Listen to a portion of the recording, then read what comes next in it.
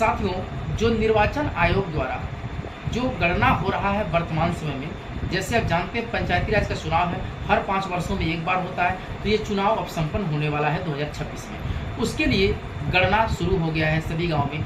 गणना क्यों होता है? क्योंकि मान लीजिए कुछ ऐसे व्यक्ति होते हैं जिनकी उम्र 18 वर्ष हो जाती है, जैसे जो बच्चे पहले छोटे थे और वो बड़े हो गए, तो उनका नाम उसमें चढ़ाना होगा। उसे हम परिवर्धन कहते हैं। क्या कहते हैं? परिवर्धन कहते हैं। या उस गांव में कोई ऐसा लड़का है जो शादी करके किसी को लेके अपने गांव में आया है, उसका नाम हम उसमें जोड़ते हैं, तो उसलिए परिवर्धन सूची होता है। साथ ही साथ अगर किसी का नाम गलत हो गया, हो सकता है पहले नाम कुछ और था, अब नाम कुछ और आ गया है, तो उसका नाम गलत आ गया, तो उसको संशोधन सूची के अंतर्गत रखते हैं।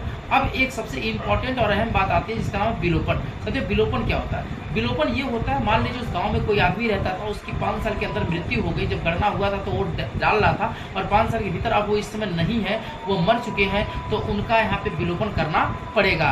और इसके बाद आपको बता दें, मान लीजिए कोई लड़की थी जो वोट डाल रही थी, 18 वर्ष के ऊपर थी, लेकिन अब वो लड़की शादी करके अपने घर चली गई है, तो अब चूंकि वोट तो वहाँ डालेगी, तो उससे भी हम विलोपन करेंगे। या कोई भी व्यक्ति किसी भी कारणवश से वहाँ अपने संपत्ति को बेचकर किसी और जगह शिफ्ट हो गया, वहाँ पे कोई संपत्ति उसका नहीं है, उस गाँव में कोई लेन देन नहीं है, उसका भी नाम विलोपन में जाएगा। तो साथियों, इस प्रकार से इन सभी चीज़ों को ध्यान से पढ़िएगा। और EBLO ऐप पे कैसे आपको काम करना है, इसका डिटेल वीडियो मैं बना के रखा हूँ चैनल में, आप जाके उसको देख सकते हैं। वीडियो को शेयर कर सकते हैं। धन्यवाद।